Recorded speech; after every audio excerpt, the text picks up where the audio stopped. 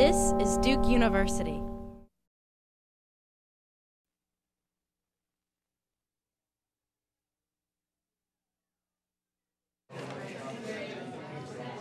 My name is John Doyle. I'm the other co-articles editor for the Forum for Law and Social Change. And again, we want to thank all of you again for choosing to spend part of your Friday with us talking about this important issue. It's my pleasure and honor to introduce our moderator for the second panel, Jonas, who's the Director of Climate and Energy at the Nicholas Institute for Environmental Policy Solutions. It's a really exciting organization that brings together business, policymakers, industry, NGOs to try and come up with effective environmental policy solutions. He's also my supervisor and has been a mentor for me for the last 3 years, so I'm really happy that he is able to help us out today.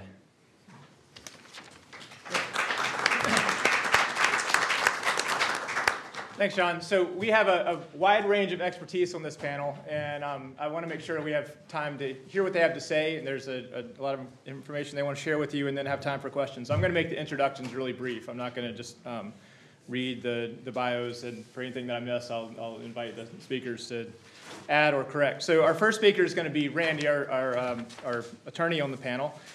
He's worked with the law firm W.H. Grady and Associates on the plaintiff side of a lot of these issues. When you look at his areas of expertise or his areas of practice, it's extremely broad, and he's well qualified to be talking about this stuff, including industrial pollution, air quality, energy, rate cases.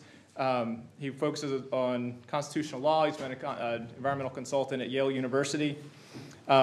He has degrees, an undergraduate degree from University of Kentucky and a master's degree from Louisville, which is kind of like getting a degree at UNC and then driving down the road a couple of miles and then deciding, I don't know which basketball team you root for, but we can cover that maybe in the question and answer. So Randy Strobo.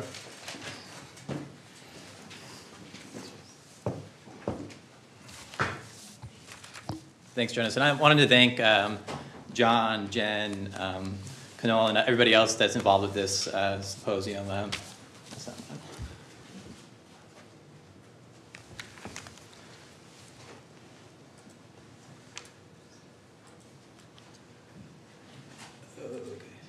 we go. I really appreciate the opportunity to talk to you all. About this time yesterday, I was in Kentucky. And for all the aspiring law students and lawyers out there, I was in Kentucky in a deposition, and I was there for about 2 hours going over the differences between the words unpleasant, unacceptable, and offensive. So if you can imagine doing that for about 2 hours and how boring that is, and made me want to question why I even became an attorney in the first place. But since I'm here today, I feel a little bit better about it. So today I'm talking about coal and the decline of coal in Appalachia and what that actually means to the economy of the region. This work stems from some work that Lauren and I did together at Yale, some work I did before then, some work I did after then, and this kind of gave me an outlet to actually put all that together and produce the article that I did for this symposium.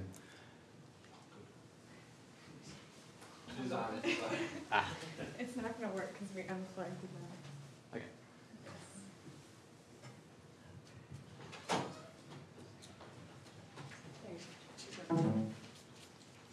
Cool.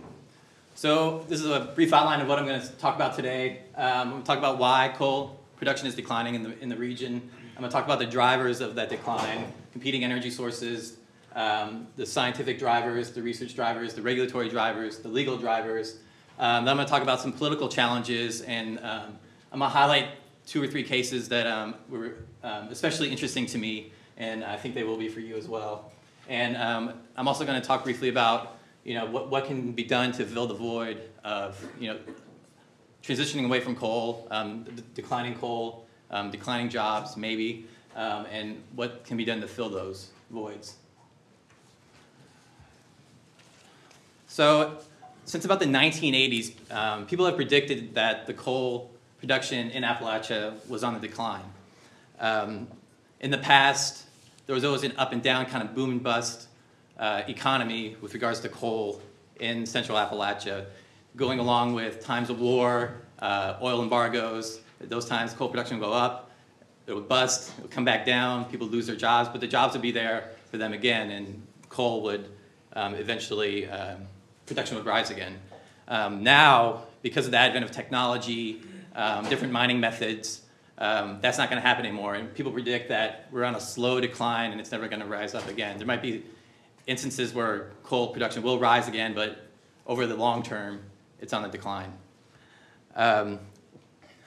One of the reports that I did highlight in my article was this, the decline of Central Appalachian coal and the need for economic diversification. This is reported by Downstream Strategies, and I cite to a lot of their reports, 2 or 3 at least in this article, and I think Laura will probably as well. They do really good work. They often do, mainly do work on the plaintiff side and the public interest side of these issues, and they're basically an engineering firm that studies water quality, the economics of the region, and so forth. But this study had made 3 big points. Well, first they predicted that coal production in the area is on the decline. The reasons for that include competition from the West Coast. Surface mining on the West Coast is a lot more easily done there. It's a lot more accessible. There's larger seams of coal. It's just easier to do. It's more profitable, and the coal's cheaper. The downside to that is, well, if there is a downside, the coal quality is a lot poorer than it is from the Appalachia region. Other competition from natural gas, which I think Hope is going to talk about later, the third panelist today. Competition from renewables. Despite being in the middle of Appalachia and barely having any renewables at the moment, renewables across the country are contributing to the decline in the coal production. Also, accessibility to the coal seams that are there in Appalachia today. Appalachian coal is very hard at this moment to access compared to how it was 30, 40 years ago. It's pretty interesting because even the underground coal mines, and I'll go into this a little bit later, the differences between surface mining and mountaintop removal mining, but generally before surface mining, it was all the coal was mined through underground mining. And recently, since the advent of surface mining, what's happened is the underground mines that were previously mined have been mined again by surface mining. And so they're totally depleting all the coal that was accessible, in the past. And the seams that are remaining they used to be about 4 feet thick, 4 to 5 feet. Now they're about 1 foot thick, and they're increasingly becoming smaller, just a lot more harder to access, a lot more expensive to access. And so that's another big reason why there's a decline in production. And finally, this report cites environmental regulations as a reason for the decline. And I'll go into that a little bit more. But one thing that's interesting in the past 3 years, and I'm sorry for the resolution of this graph, but despite this decline in coal production, there actually has been, an increase in coal employment, coal mine employees.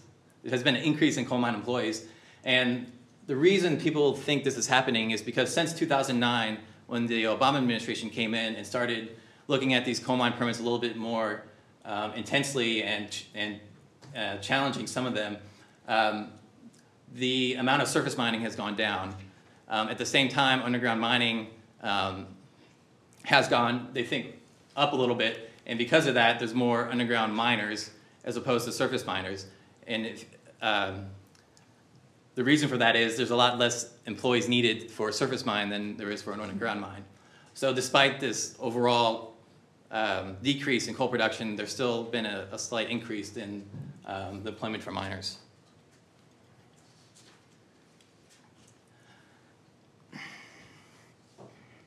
But still, coal accounts for about 10% of the jobs in central Appalachia. And in some counties, such as Knott County in Kentucky, it accounts for about 30% of the jobs in that county. Coal remains or produces about 35% of the nation's coal, and about 15% of the coal from Appalachia contributes to about 15% of the electrical generation in the country.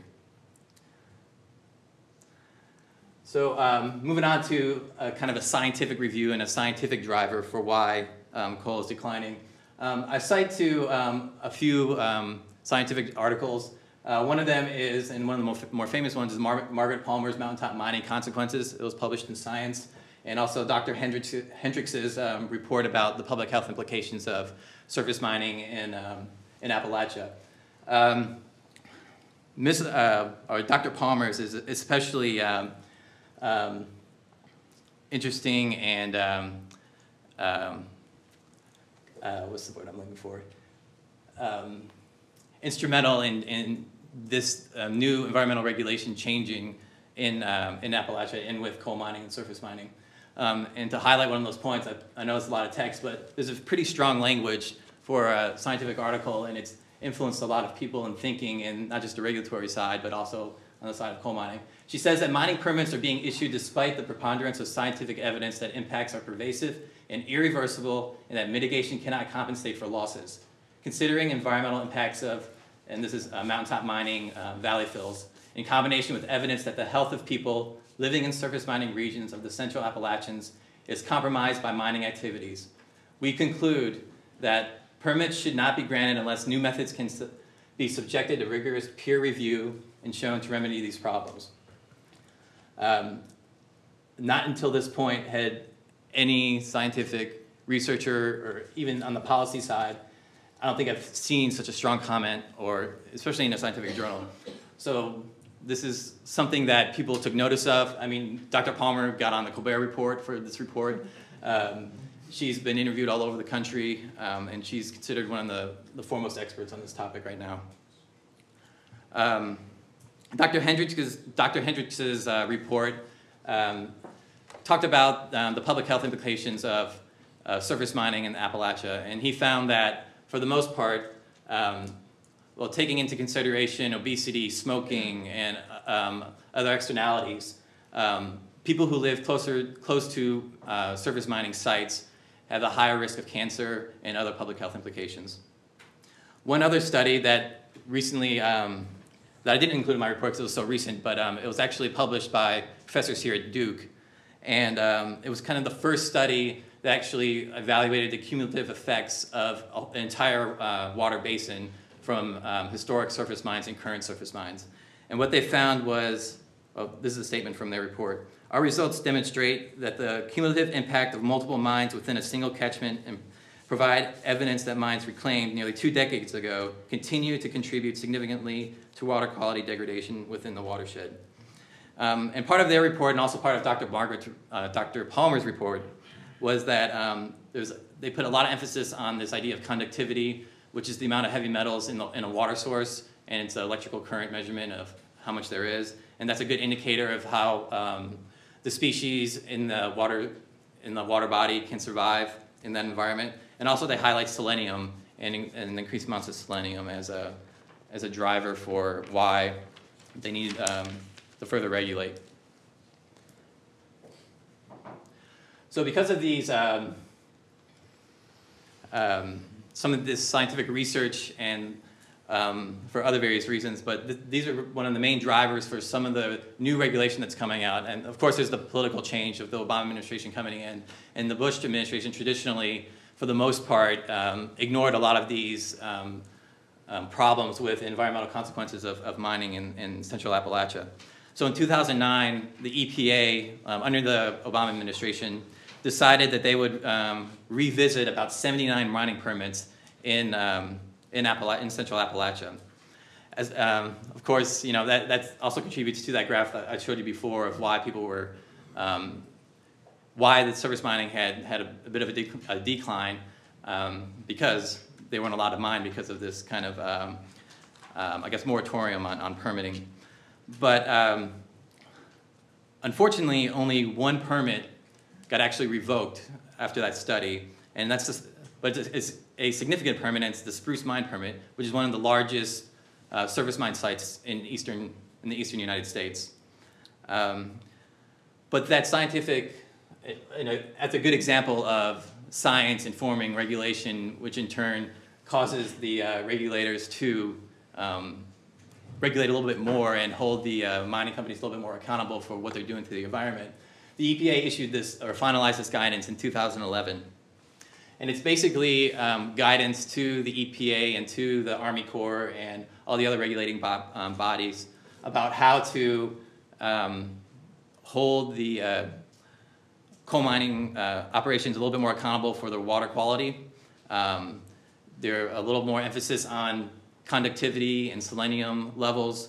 And this is something that the mining industry has totally opposed. And again, the problem with this is it's only guidance. It's not a regulation. They didn't go through the normal promulgation requirements to pass regulation within the federal government. This is just guidance. But still, the EPA and Army Corps and everybody else are not supposed to issue permits unless they comply with this guidance. So it's kind of a good example of science-informing regulation, but we're still trying to see what's going to happen as a result. One other mine recently in December, or maybe it was earlier January, another huge surface mine, I think equivalent to the size of the Spruce Mine in West Virginia. The Buffalo Mountain Mine was recently, it wasn't revoked, but the EPA sent a strong letter to the state of West Virginia to tell them they need to take another serious look at what's happening. So on the legal side, I started out in my article talking about the legal implications and legal drivers of a coal decline, starting with the broad form deed and the fight to abolish the broad form deed. And for those of you who don't know what the broad form deed is, back in the early 1900s, land prospectors came to Central Appalachia and they purchased mineral rights from landowners, predicting that coal was going to be mined pretty intently in the foreseeable future, intensely in the foreseeable future. But so they got these landowners to sign off on deeds to their minerals, and in that deed it stated that they can get to the coal by any means necessary. Back then, surface mining wasn't really even contemplated, and it didn't really become commercially viable until about the 1950s when the technology allowed for it. So these landowners signed away their rights, but around 50 years later, around the 1950s when surface mining started to happen, they realized that when all this heavy equipment came on the property and all their trees were destroyed and all their land was destroyed, land that they farm with and land that they use for to live on, they realized that they're getting screwed pretty bad. So since that time, and it took in Kentucky about 37 years before these broad form deeds were abolished by an opinion in the Kentucky Supreme Court. It had been to the Supreme Court 3 times prior to that, and not until 1987 did they abolish it. And so finally, people who signed away their rights to their minerals in the early 1900s, who contemplated that it would just be underground mining, a tunnel in the ground and whatever, instead of them destroying their land and doing it that way, they finally had the right to keep the coal mines or the coal mining companies off their property to surface mine it. So that happened in 1987. Around the mid-1990s, we learned about a very influential attorney in the fight against surface mining, and his name is Joe Levitt. And many of you probably heard of Joe Levitt. He was the director of, at the time it was called the Appalachian Center for the Environment and the Economy, or I might have that reversed. Now they're called Appalachian Mountain Advocates. And he brought 2 really significant cases into the Southern District of West Virginia in federal court. And he challenged the use of valley fills in conjunction with surface mining. So now I'm going to go make a quick note about the nuances between surface mining and mountaintop removal. And Laura might disagree with me, and many of you might disagree with me, but this is how I interpret mountaintop removal, or what I think the problem with that definition is. In Appalachia, all surface mining is on mountains. Mountaintop removal is kind of a way to describe taking the entire mountain, the top and all. But in reality, all surface mining in Central Appalachia involves a mountain, and a big chunk of that mountain is being destroyed. So in my opinion, mountaintop removal should be equated with surface mining, and they're kind of equal to each other. That's opposed to surface mining in places like in western United States, where the ground's a little bit more level. They don't have the incredible biodiverse forests that Central Appalachia have. And so, I don't know, it's a nuance. I don't know if I explained that well, but to me, it's pretty much the same thing.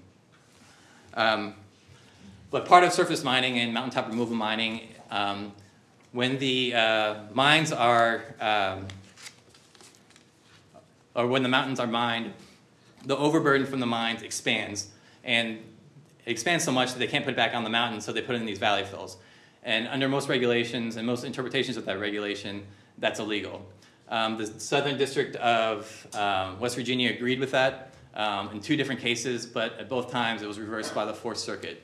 And the Fourth Circuit said the first time on a procedural matter that they weren't allowed to sue a state entity in federal court, and the second time they just said that waste material from mine sites isn't considered waste under the Clean Water Act.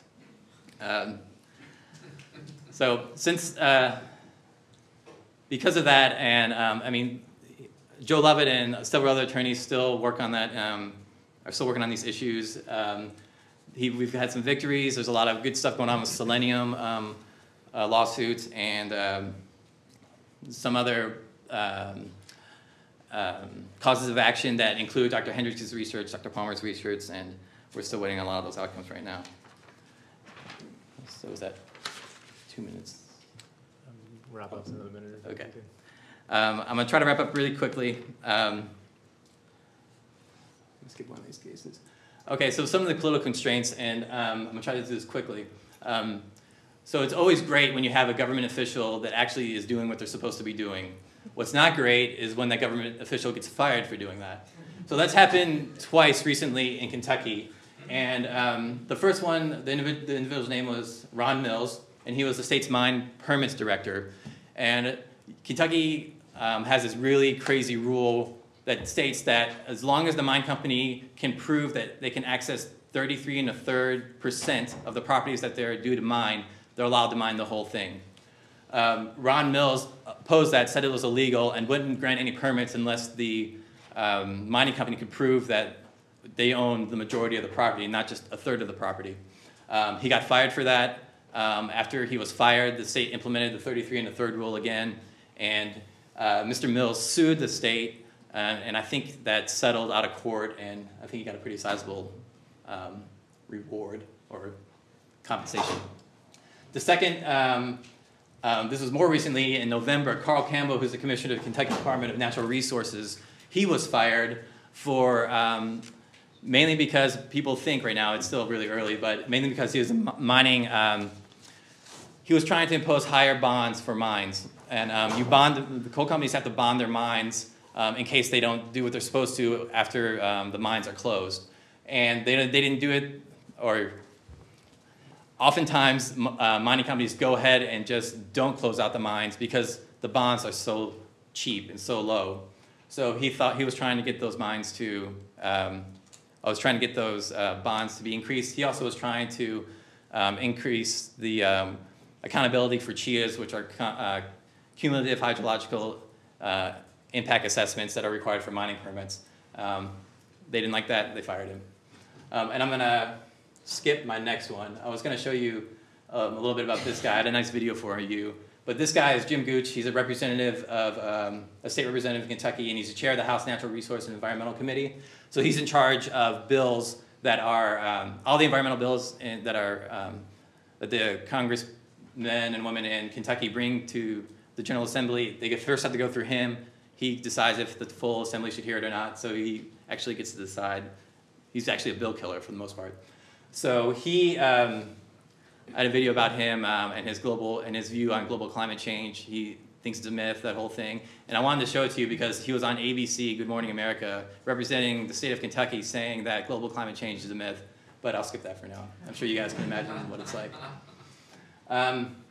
So we'll do this really quickly, and Laura will probably touch on this a lot more too. So what happens now with the drivers, or what happens now with Appalachian economy now that there's a decrease in the coal production and a decrease in the coal industry in general. And what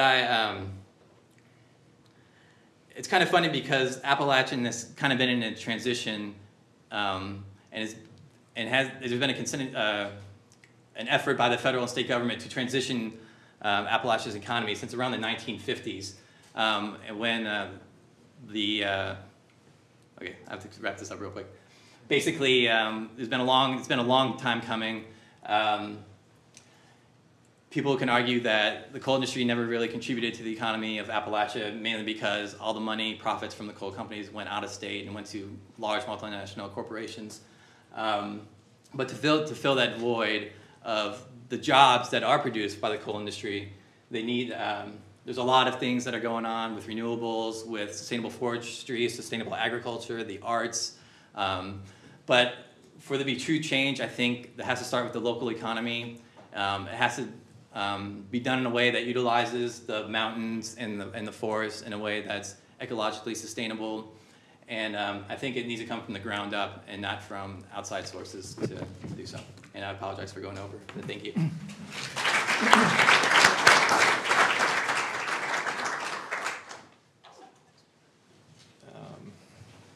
I wasn't instructed how to do this, so you know, okay, great. Great, so thanks, Randy. Our next speaker here is going to be Laura Bozzi. Am I pronouncing that right? Okay, good. She's a doctoral candidate at Yale University's School of Forestry and Environmental Studies. She has a background in institutional theory and public policy scholarship, and she focuses on the history of policy change and political conflict surrounding mountaintop removal and surface coal mining in central Appalachia. Uses that knowledge of the history of the environmental issues to try to come up with long-term sustainable solutions.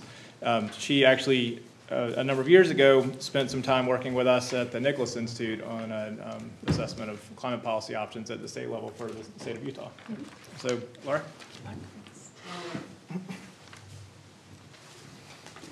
Hi, everyone. Thanks a lot for being here. I'm really happy to be here as well. And I'm really happy to have Randy go first because we can really tag team well. So I may be skipping through some slides. We have a lot of similarity in what we're talking about. And my paper starts from kind of the starting point of a lot of what Randy was talking about in this idea that what's the sort of current economic and environmental and social conditions in Appalachia aren't sustainable, and that there's a need to transition. As Jonas was saying, I'm a Ph.D. student, and my research is particularly looking at mountaintop removal and the history of policy development on it, how small changes in the regulations have allowed for this sort of unanticipated strip mining on steroids kind of mining. And then looking at the strategies that groups use to oppose the practice. My topic for this article is a little bit different. So my research looks at all the different venues and strategies that groups are using against mountaintop removal. And they're familiar to ones that you would think of with environmental or social justice issues, litigation, lobbying, public rallies, direct action. But here I'm curious about another route and how that might operate to oppose mountaintop removal and surface coal mining.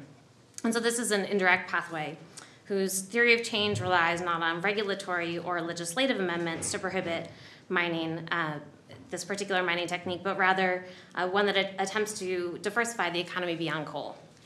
It relies on an assumed causal mechanism whereby economic dependence has led to political dependence in the region on coal, and it's that political dependence that inhibits policy change on mountaintop removal, in spite of its damaging consequences. And so under this causal model, it follows that by diversifying the economy beyond coal, these programs can trigger a lessening of political support for the coal sector and lead to policy change. Still, there are various routes that groups can take to try and diversify the economy and the politics of the region. And so this paper thinks through a couple different strategies.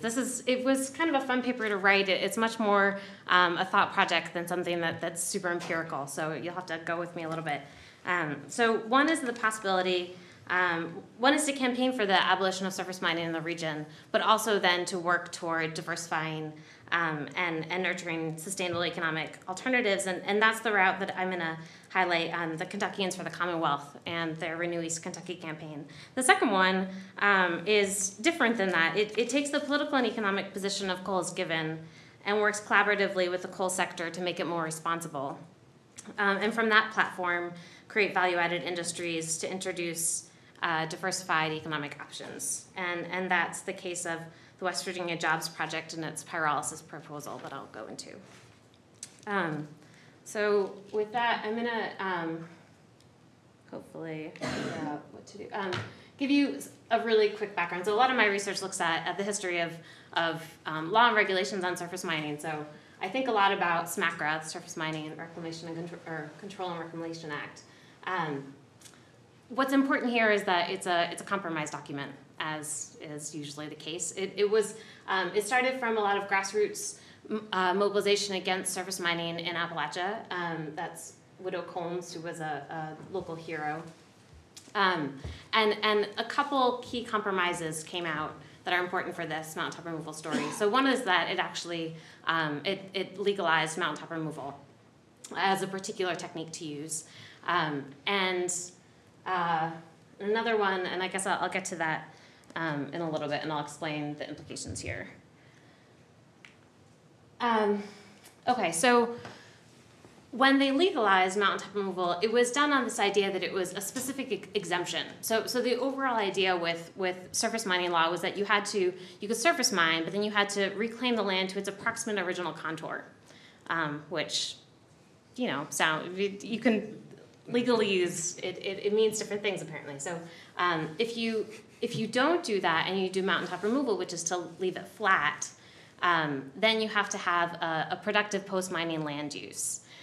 They expected this to be the exception to the rule. What happened starting in the 80s and then really ramping up in the 1990s was that it wasn't the exception to the rule. It was the rule. There were really large mines taking place that were lowering the tops of mountains by 500 feet, and they were dumping that excess spoil into the valleys, which were called valley fills, and covering up streams.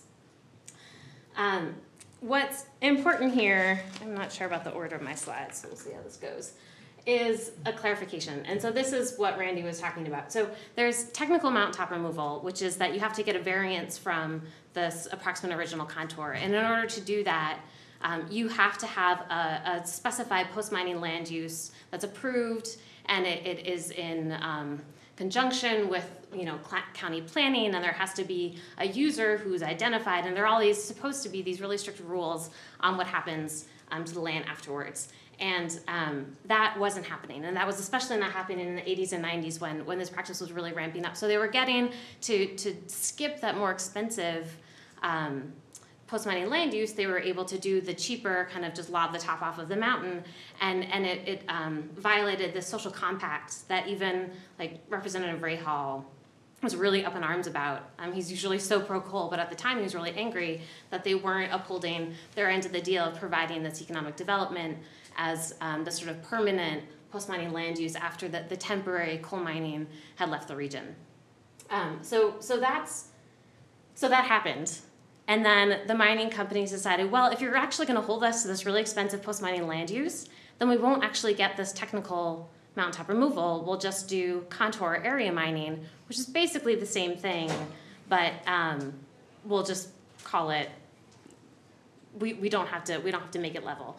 And because approximate original contour doesn't actually include elevation, they decided it didn't really make a difference. So this is to say that when you hear mountaintop removal, there's a debate especially among coal companies and advocates about what is actually meant by that.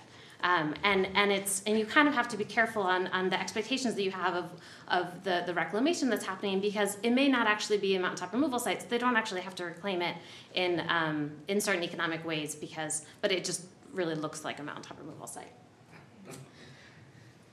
Okay. So, and this is that post-mining land use, and that's one of the, and they do actually good things on when they do good post-mining land use, it's useful. Which is what it's supposed to be. Okay, so the need for an Appalachian transition, luckily Randy covered a lot of that, so that helps me out a lot. This is similar to what Randy was talking about. The Appalachia is projected to decline, and this is from lower productivity, and part of that productivity is that they're running out of the thicker seams, they're running out of contiguous tracks to use the really, really huge machines, but it's also with the expectation of this more stringent regulations.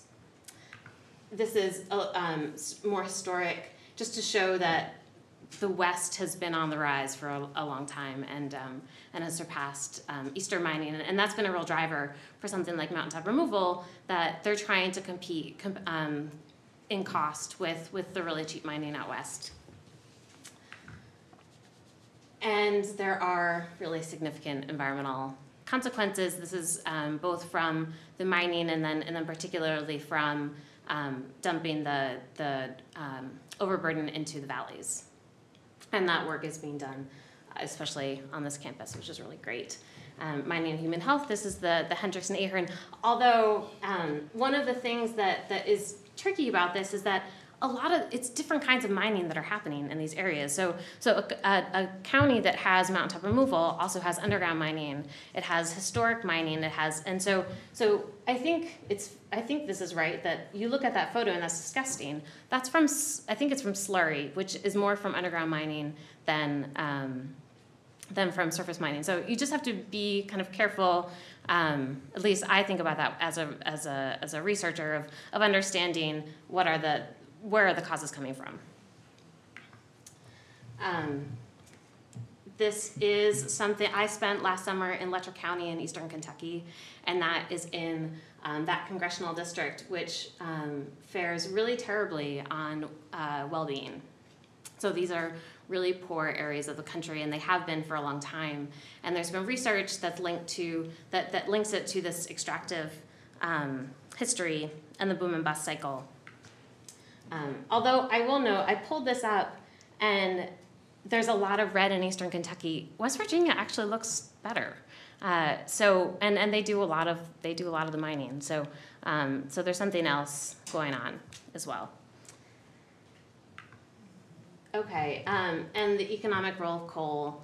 It does play a really important role. It plays an important role in taxes and employment. On the other side, there's been research done that shows that it costs the state more than they profit from it, and it's through subsidies. A lot of it is actually on roads. It's really costly, as we learned in the last session. It's really costly to do upkeep of roads, especially when there are these really heavy coal haul trucks in rural areas. So the sort of economic picture is mixed. And Randy went through this. There's a lot of opposition. It's across all levels. It's using different federal and state laws. And so they're trying in lots of different ways to get some traction on limiting or ending mountaintop removal. Okay, so theory of change is something that I was just reading in an activist sort of climate organizers training manual. It's something that we use colloquially, and it's this expectation of what causes change. And I think about it from a political science perspective, which is that's what we try and figure out. We try and figure out what produced an outcome, what were the causes of it, and what was that mechanism that's happening underneath it. And I guess I'm trying to bring that into this understanding the strategies of activist groups to think about. They do have an implicit theory of change, and sometimes it's useful to make it explicit, because sometimes it doesn't actually match up with, it may not match up with the goals that they're going for, or maybe it does, and there are assumptions that are underlying it. So that's what I'm thinking about in these couple of cases. Okay, and so in these cases that I'm looking at, the sort of implicit theory is that there's economic dependence on the coal sector, real or perceived, and that's led to this political monopoly within the coal states by coal interests. And if this is true, then these traditional pathways of trying to gain policy change are going to meet resistance. And so, these transition-oriented pathways may have an effect of opening up the political sphere by creating a more diversified economy. That's the sense that I get that is sort of underlying some of this transition-oriented activities by groups in the region. And but so how do these operate, and how, especially given the chicken or egg problem, that you have this sort of political monopoly in the region. So I'm going to go through two cases that I think both of them are actually, I think they're really neat.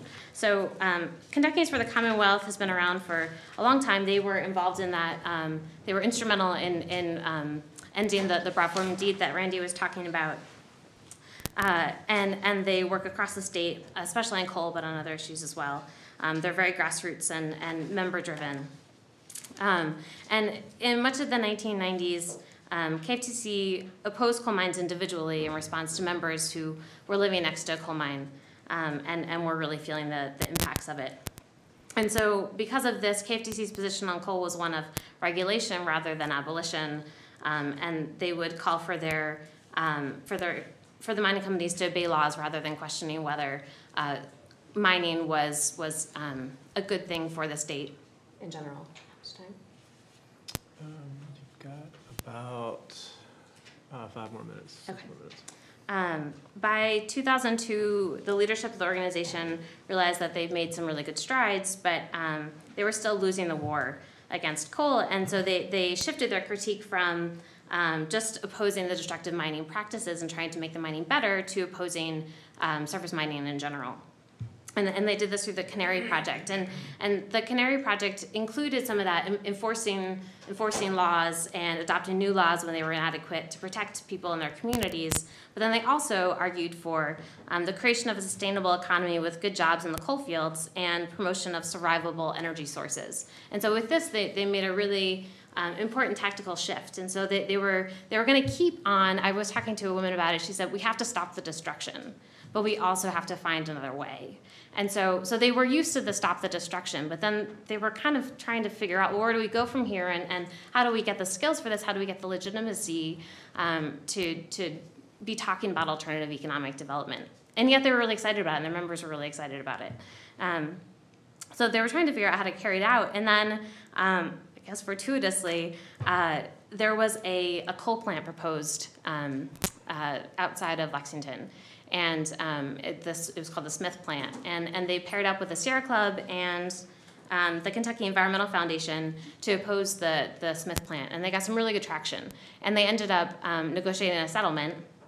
And part of that settlement was that there was going to be a sort of collaborative working group to study and recommend energy efficiency and renewable energy programs for this set of power cooperatives that were in eastern Kentucky.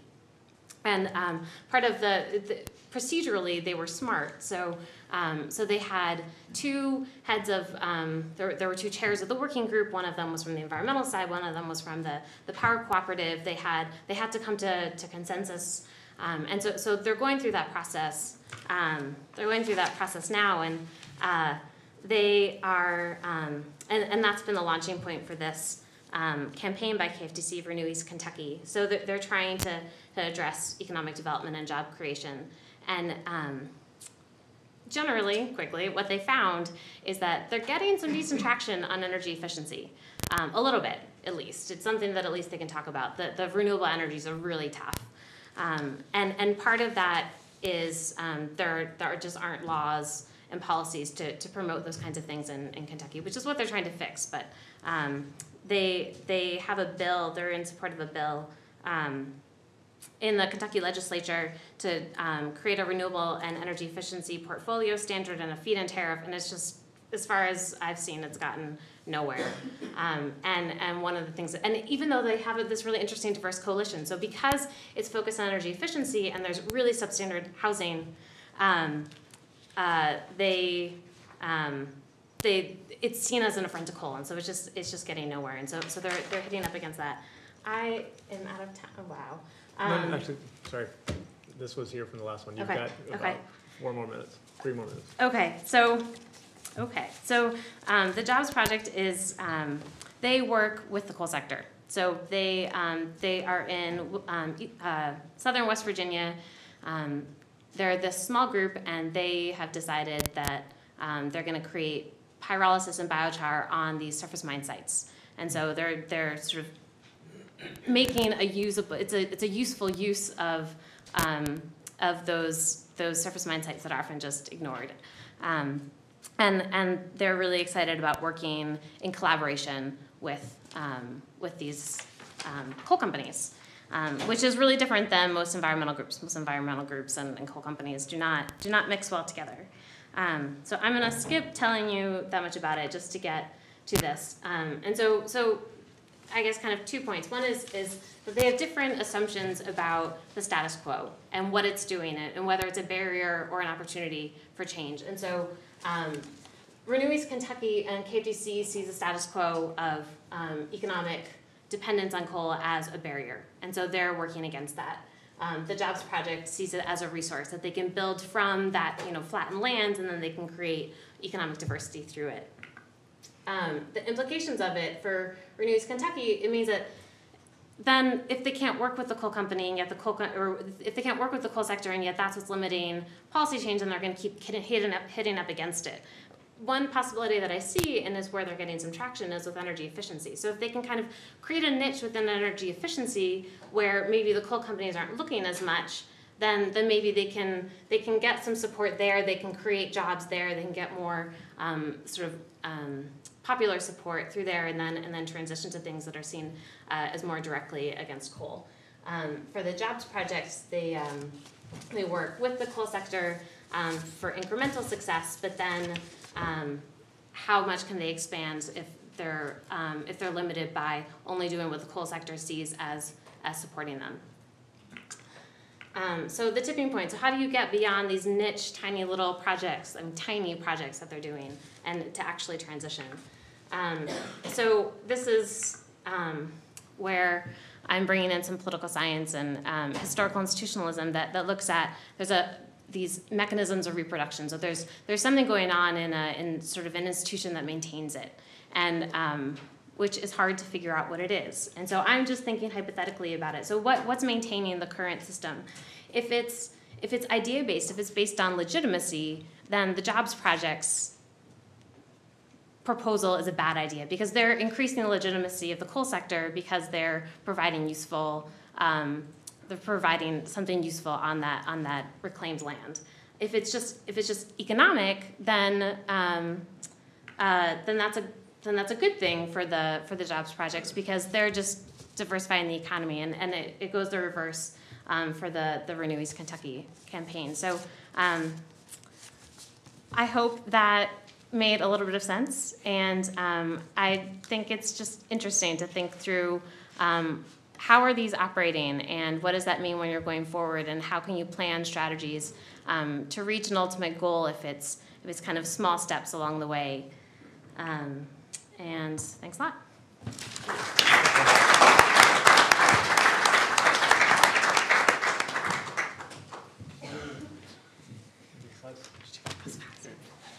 Good. Thanks so much, Laura. So our last speaker is Hope Taylor. Hope has been with the Clean Water for North Carolina organization as of 1999. Before that, she taught chemistry and biology in community colleges and universities in the local area here. She holds a Master's of Science in Public Health and Environmental Chemistry and Biology from UNC Chapel Hill. And looks like from your bio prior to getting that degree, you worked as a biomedical researcher at NIH and here at Duke as well. So, Hope.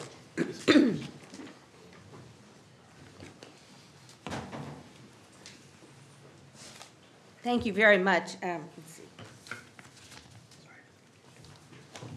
Let's see what works.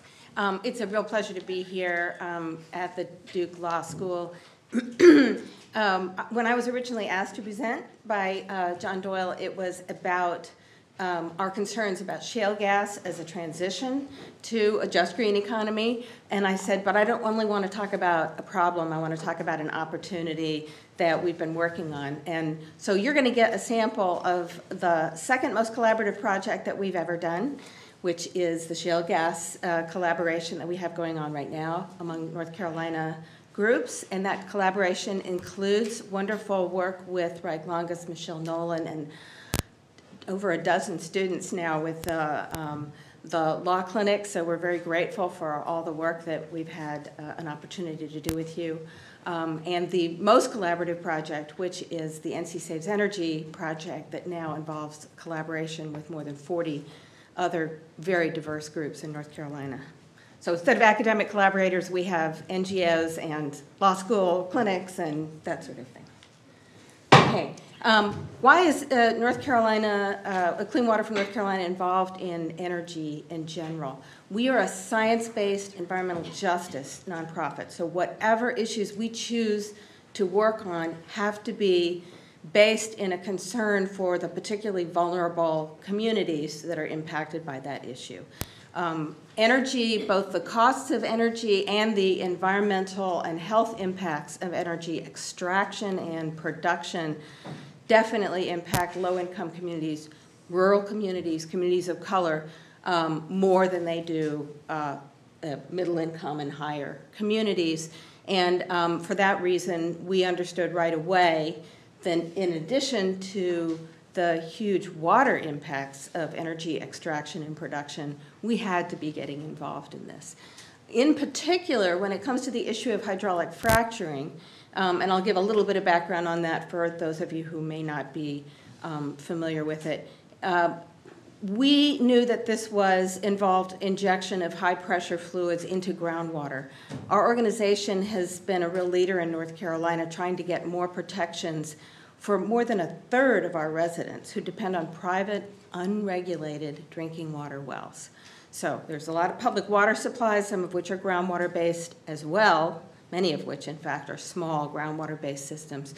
But there is at least some monitoring of those systems so folks would know if contaminants were starting to show up. The private well users, that's not the case. So with over 2.5 million private well users, we knew that there are already too many potential sources of contamination for that water. We knew we needed to prevent a new source, so we began looking into this right away. Okay, here is the diagram, the official EPA diagram that you all have probably already seen, but in case you haven't, I'll just summarize the key features. The gray layer that is at the top there is a very simplified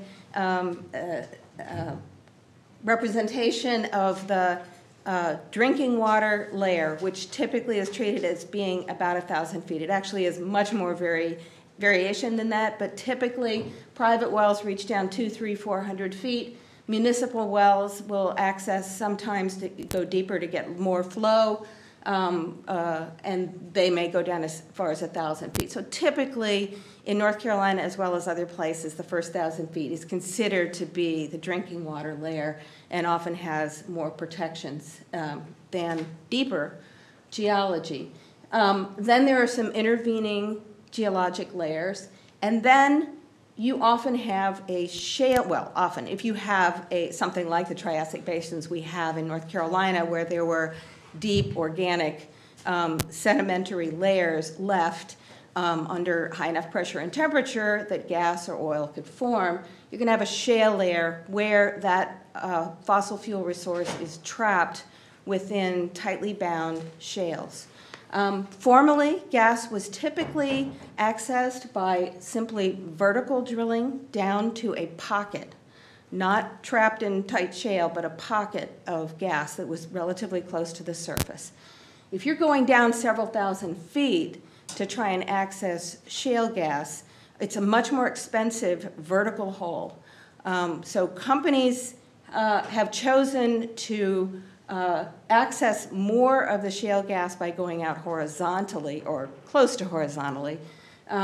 As a mile or more, we're hearing that they're reaching out further and further. Once they have turned the drill and gone horizontally in order to be able to inject high-pressure fluids and get them to reach out into the shale layer, they will perforate the pipe periodically with shaped charges and then do fracking, which typically takes a few days, takes 3 to 5 million gallons pretty typically. We've heard as little as 1, as much as 9 million gallons per frack event. You don't frack every day of the week. You may come back weeks later, months later, even years later, and a typical shale gas well will experience what they call stimulation 20 or more times. So it's a long-term process over a period of years. This diagram shows that most of the fractures are staying within the shale layer. That's what's useful in terms of extracting the gas. But I noticed that long before some of the current issues were being raised, that EPA was actually acknowledging that there was a chance that it wasn't confinable just to the shale layer. And we'll come back to that later. Okay, this is where the shale basins are in North Carolina. The green areas are known as the Deep River Basin and involve parts of 10 counties. It's not that there is the amount of gas or oil in those shale basins has been well characterized, but those are places where the geology says that there are sedimentary, organic-rich sedimentary basins that have a real possibility of gas or, to some extent, oil. The pinky orange regions in the western Piedmont involve parts of 4 counties, and that's known as the Dan River Basin. They don't correspond really to where those rivers are in North Carolina. They're just called that on the basis of the shale basin names. The little blip that you see between Yadkin and Davie counties, about 120 miles west of here, is so close to the surface that it is believed that any gas, at least, would have escaped to the surface. There would not have been sufficient pressure to trap it. So that's not being taken seriously as a potential gas area anymore. Okay, so we have a total of 14 parts of 14 counties that could be impacted. And we'll talk about other impacts that can actually could stretch further than that. This is a cross-section of the basin, Deep River Basin, close to Sanford, where there is the most information about the presence of shale gas. And I think I mentioned before that typically these deposits were several thousand feet deep. So typically you had the surface drinking water layer in the first 1,000 feet, then you would have 5, 6, 7, sometimes 10,000 feet up between that and the shale layer that would be fracked. In North Carolina, we've got a very different situation. We have places where the Cumnock formation, the dark band is the shale. It's the fossil fuel containing shale. And that band actually comes to the surface very close to the Deep River, where Chatham County and Lee County come together. When you get close to Sanford, it's 1,000, 1,500, 2,000 feet below the surface, but at its deepest, it's only about 3,000 feet deep. Very different, much closer to the drinking water layer.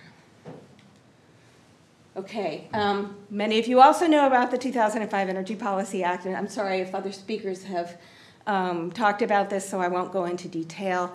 Huge number of exemptions, some of which already existed before 2005, but they were deepened and broadened by the Energy Policy Act for the entire oil and gas industry, and those have meant that since those were in place, this practice of hydraulic fracturing, putting these huge volumes of mostly water, but chemicals, including known carcinogens and endocrine disruptors, sand and other components, down into the water, those have not been required to be reported. States are just beginning to get around to that.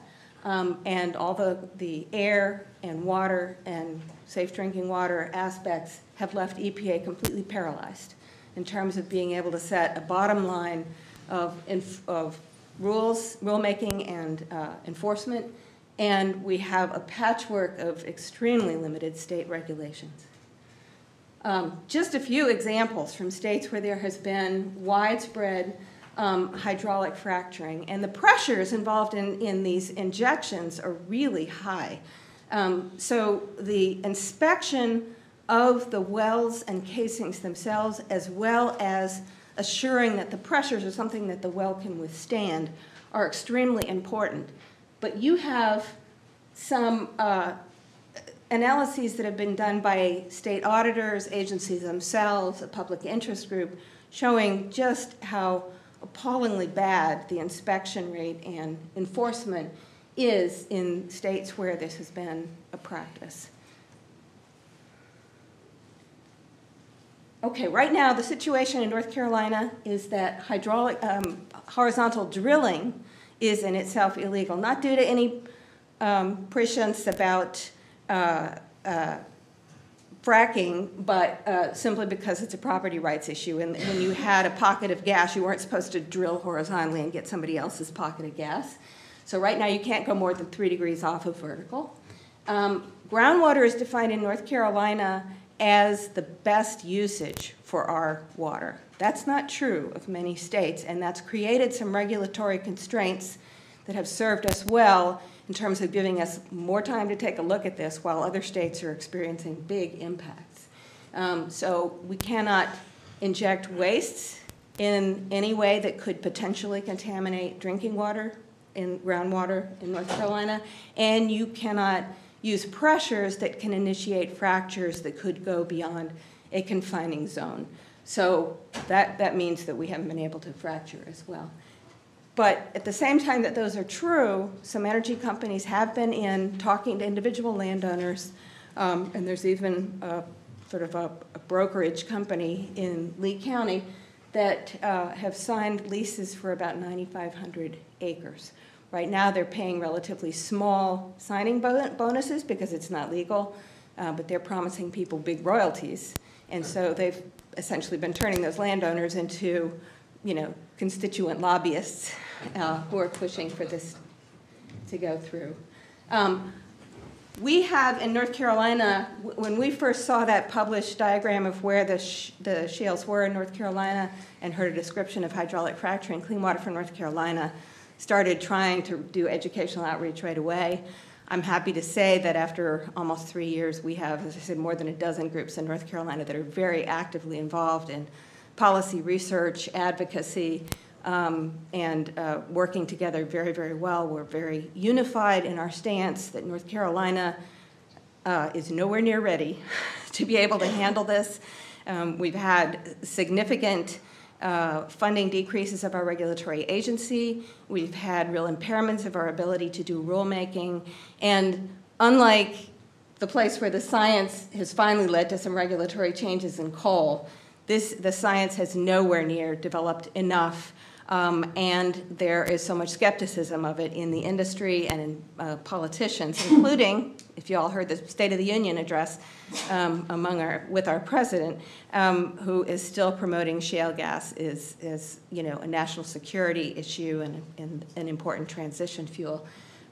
So right now we're 15 years behind where the coal story is, so it's great that you all did that presentation and sort of brought those dynamics to bear. As I mentioned, 3 to 5 million gallons per frac.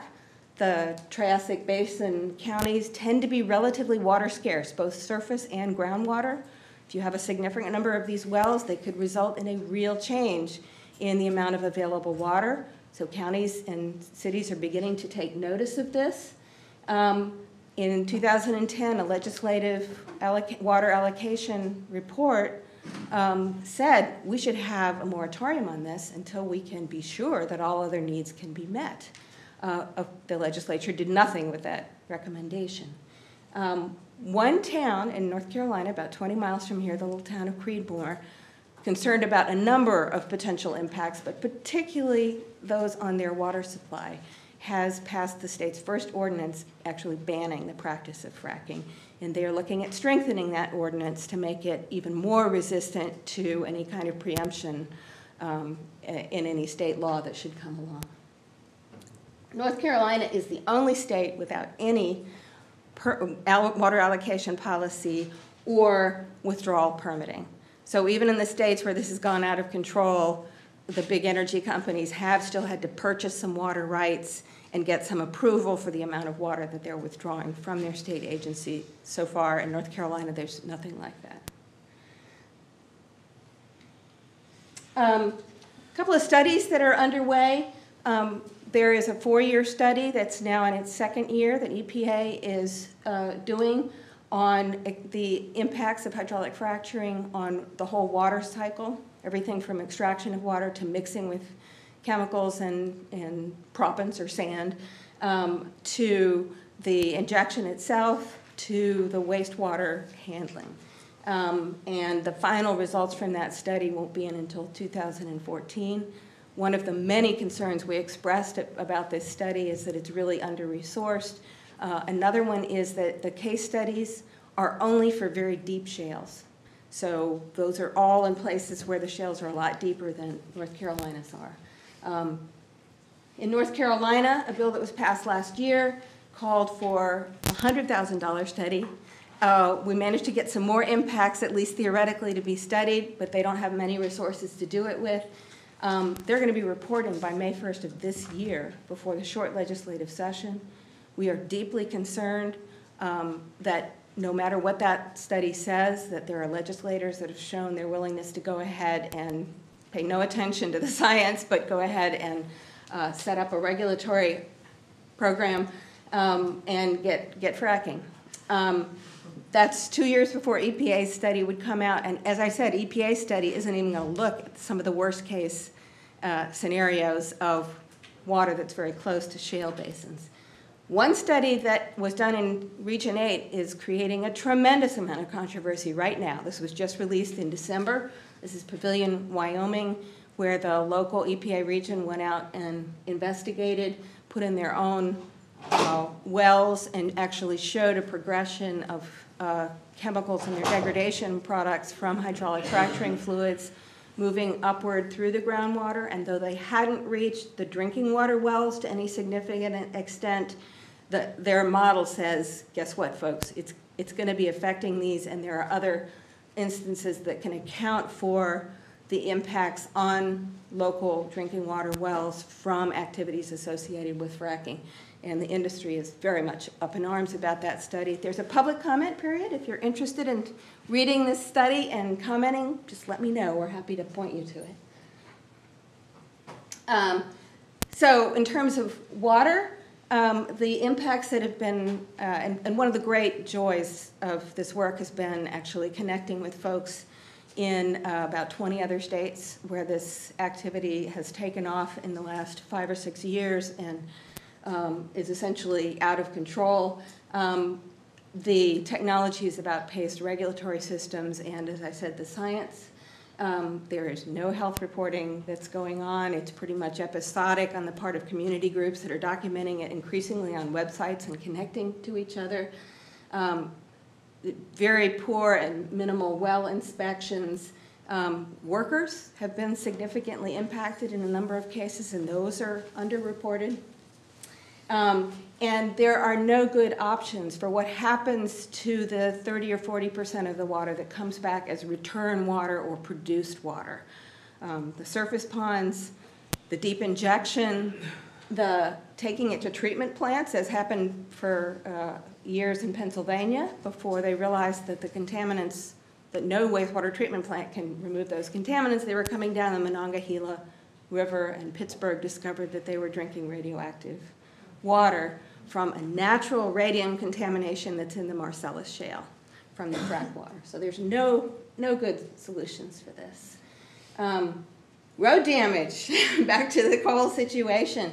When you have these big extractive industries coming in, thousands of trucks of water, chemicals, sand are going up and down roads.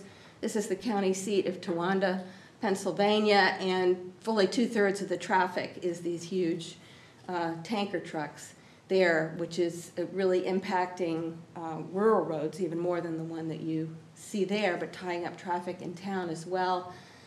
Significant air emissions, not just from the fracking operations, but from compressor stations and transmission of the gas.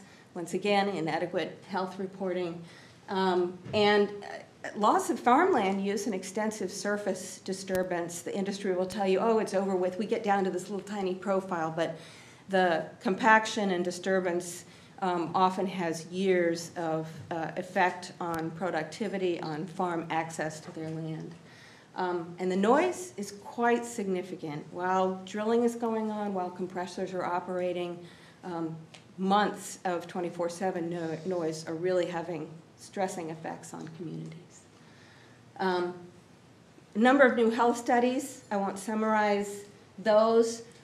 Some of you who may have seen the Duke workshop a couple of weeks ago realize that there's a huge controversy raging about how much more gas is escaping from hydraulic fracturing, extraction of gas, versus conventional, but is potentially a very significant contributor to the extent that some researchers believe that the carbon footprint may be worse for shale gas than it is for coal. Not to say that coal doesn't have many other environmental impacts and air emissions problems. But more and more public health groups are saying, we don't know enough, let's stop this. Right here at Duke, a study of methane in drinking water wells was done up in New York and Pennsylvania. Those scientists have caught a tremendous amount of flack for their work published last May, but in fact it was shown to be shale gas that was showing up in wells that were thousands of feet above where the shale layer was. And it can't all be accounted for by just badly placed wells. There's every reason to believe that some of it is actually moving through the geologic structure, through existing or fractures or newly created ones.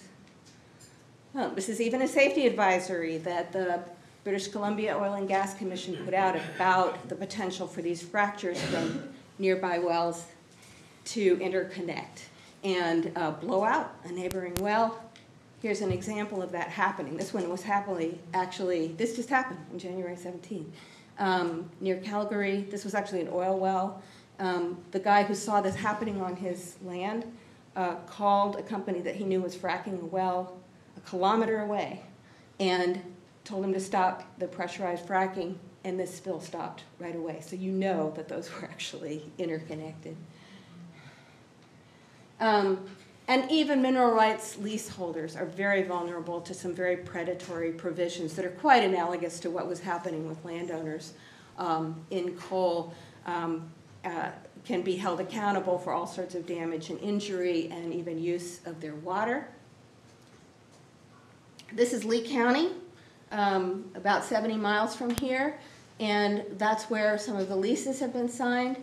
Along the roads that are in that area west of Sanford, that's the town of Sanford, are a lot of very low-income landowners, some of whom may have signed leases, but on properties so small they will get essentially no benefit economically if the gas comes in. But they'll get all the heavy road traffic, they'll get the air emissions, they'll get the contaminated wells. It's the large, mostly absentee landowners near them that will profit from this. So we see this as a potential major environmental justice issue. Okay, let's talk about efficiency. I will skip through that. And thanks for leading into that topic too. This is a positive campaign that we have been waging for a number of years since we first learned about initiatives in 6 states that were undertaking independently administered efficiency programs that move beyond anything that utilities have been able to do. Efficiency is, in fact, the most cost-effective. It is the cheapest, creates the most jobs, and can move the most quickly, and creates the most environmental benefits as well. So there are a number of states that have already done this. We studied the economics and job creation. We made a projection for what could happen in North Carolina with a small utility surcharge, including creating finances that would enable people to save more each month than they would have to pay towards energy efficiency improvements for their home.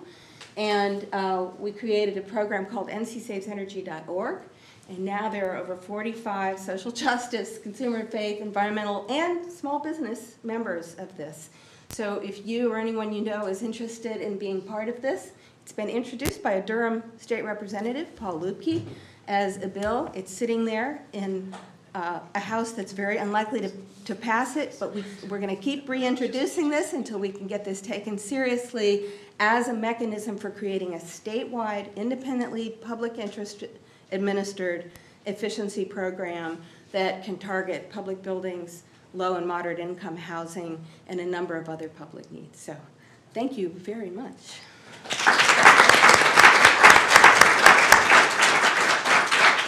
Great. So thanks so much.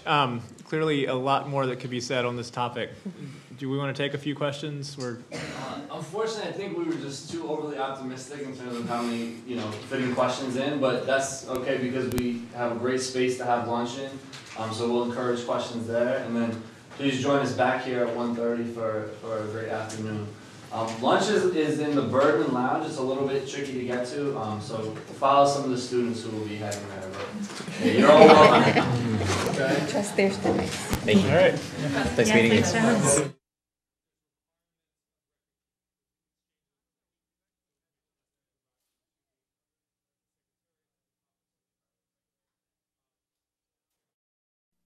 Produced by Duke University. Online at duke.edu.